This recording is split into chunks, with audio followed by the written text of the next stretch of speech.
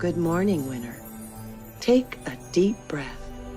I had high hopes for Booksmart. There's certainly been a lot of hype about this film, particularly since the South by Southwest Festival. Booksmart tends to lapse into pantomime quite a bit, where most of the characters are very over the top, very camp, and generally very unlikable. I need to go over the end of the year budget numbers. Can't we just graduate, head off to college? That should do it, right? We will persist!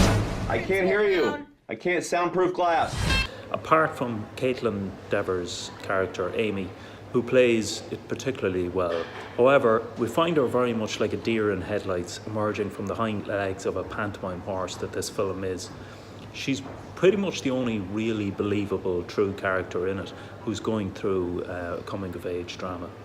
This film, in reality, feels less like a coming-of-age drama and more a aging drama, where we're become increasingly jaundiced and worn out by the tired, over-the-top, very much unsubtle delivery of the characters and the plot. By contrast, this summer we can be very proud of a beautiful coming-of-age drama which will be released in Ireland this summer, called Metal Heart, which portrays the coming-of-age story in a very subtle and believable and very moving way. This film certainly doesn't. Fuck those losers. Fuck them in their stupid fucking faces. Booksmart is about two close friends who go through their school years studying rather than partying. Nobody knows that we are fun. We didn't party because we wanted to focus on school and get into good colleges. They realise that their only transgressions during school were to get a fake ID, and that, as they say, was to get into the 24-hour library. So, a number of red flags raised themselves for me from the start in this. Will Farrell, who I don't find funny, is one of the executive producers. And also, the curse of the Friends effect. Lisa Kudrow, even though she's quite a fine actor in her own right, it just seems inevitable that an ex-Friends actor in a film tends to be the kiss of death for me anyway. I don't need to know all the words. And so it was for this film. An essential aspect of a coming-of-age drama is that we should be rooting for the main protagonists, or at least some of them. And in this case, they're not particularly likeable. None of the characters are particularly likeable, apart from Amy. Visualize the mountain of your success and look down at everyone who's ever doubted you. While the tagline of the film talks of straight A's, I'm afraid for me it's a no grade for Booksmart, for lacking the essential aspects of a coming-of-age drama, which is an essence of being able to identify with some of the characters and what they're going through. Because let's face it, one of the reasons we like coming-of-age dramas is because we've all been through that. But I sense there will be very few people who will identify with the journey that these two characters go on. One of the aspects that this film was marketed on is that it's a different approach to the coming-of-age drama, and I think that's one of the problems actually with the film, in that it's trying way too hard to be different. What the fuck is this? Too eager to be different, to be over the top, to be exaggerated. The heartbreak that Amy experiences at one stage of the film is possibly the only real and touching moment of the film, which saves it to a degree. Normally at these press screenings, I emerge from the cinema blinking at multiple scraps of paper, upon which I've scrawled various notes for myself, illegibly in the dark. A beautiful scene I don't want to forget in my review, a poignant moment, perhaps well handled, or a magical moment of fun. And emerging from Booksmart into the basement of the Lighthouse Cinema, however, I found my pockets conspicuously empty. On paper, Booksmart is everything I normally would love in a film. It's a coming-of-age drama, and I think we all have a secret or even overt love of these stories, as we can all identify with going through that process ourselves. Also, it's offering a fresh approach to the genre.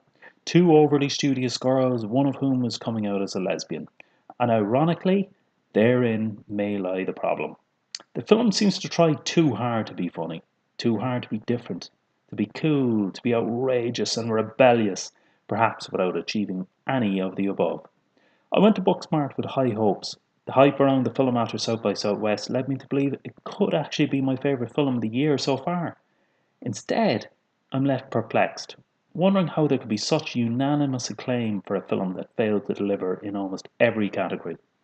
I do love coming-of-age films, but this felt like an aging film, as the weariness of the exaggerated, over-the-top effort at being different and being funny became quite tiresome quite early. For those who enjoy the coming-of-age genre, you'd be well advised to keep it Irish and wait for the wonderful Metal Heart, which arrives in cinema next month, starring Jordan Jones and Leah McNamara. One of the crucial elements of the genre is that we should find ourselves cheering for the characters and identify in some way with them. The sole character which offers any potential here is Amy, who is struggling with her sexuality. The heartbreak she feels midway through the film offers some of the very few rare moments of real feeling and poignancy here. Caitlin Dever is the sole actor who delivers on any degree of humanity and subtlety throughout the film. Ironically, this makes her feel out of place in this pantomime, at moments appearing like a deer in headlights after emerging from the back end of the pantomime horse that this film lapses into at times. Her friend Molly is a caricature, like many of the others. The hapless principal who is for some reason moonlighting as a taxi driver. Their classmate Gigi, who appears at every party even more bombastic and outrageously camp each time. She's outcamped only by her boyfriend, Jared, a much inexplicable character who annoys and wears down Amy and Molly whenever he appears, and the audience for that matter. Their other classmates stage outrageously camp theatre and inexplicably appear to be tearing the school apart and partying outrageously in the corridors before first class each morning. They are mad! I'm incredible at hand jobs, but I also got a 1560 on the SATs. Most of the actors seem to be delivering their lines as if strutting the stage on a school production, intent on big, loud delivery, apart from Caitlin Dever, who is the sole refuge here for subtlety and reflection.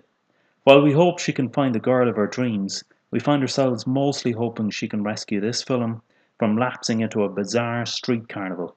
In the latter quest, she doesn't. In the former, you can find out when you don't go to see this film.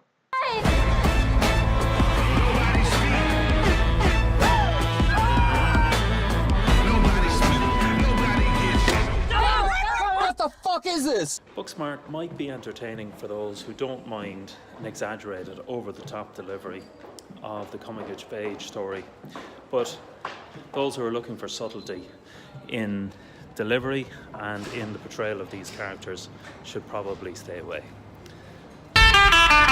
We have to go to a party tonight. What?